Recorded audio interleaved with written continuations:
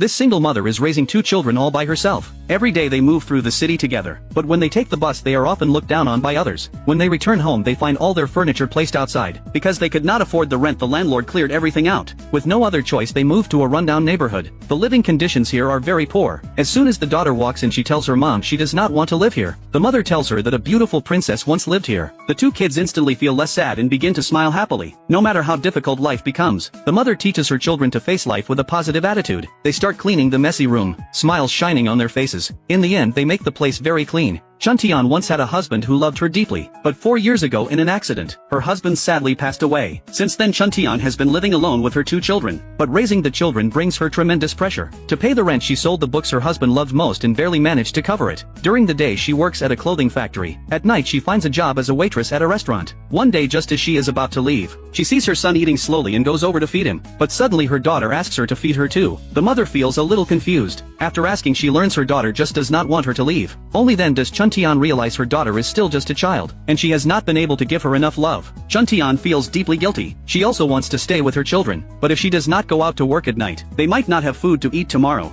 At the restaurant, because she is not very familiar yet, Chuntian rushes around trying to keep up with everything. After work that night 2 drunk men follow her on the way home. She takes a long detour before finally getting home safely. As soon as she enters the hallway she hears her son crying. She rushes inside and sees her son crying on the floor, but her daughter is nowhere to be seen. Just as she calls out for her daughter the girl appears. It turns out the power had gone out at home. The daughter went to find a neighbor because she was scared. The next day both children are bullied by classmates again at school. The daughter tells her mom she does not want to go to school anymore, while the mother is trying to comfort her. The stroller is accidentally knocked over by a passerby, and it slides down the stairs. The mother rushes down in panic. After grabbing the stroller she realizes the child is not inside. Her son had already climbed out earlier. Seeing that her son is safe the mother collapses to the ground. At last her heart can finally relax. Chuntian goes to a relief agency hoping to apply for financial aid, but the staff member tells her there are no spots available. Chuntian pleads again but it does not help. The staff member only tells her to go home and patiently wait for an opening, but then she does something surprising. She reaches out and asks the staff member for $50 for school tuition. For a mother, she must feel incredibly helpless to ask like this. The man takes out $50 and gives it to her. She buys daily necessities at the supermarket, but the little brother wants a piece of chocolate. His sister tells him they cannot spend money carelessly, they should use money to buy what they truly need. The mother looks at her thoughtful children. How she wishes they could grow up without worry.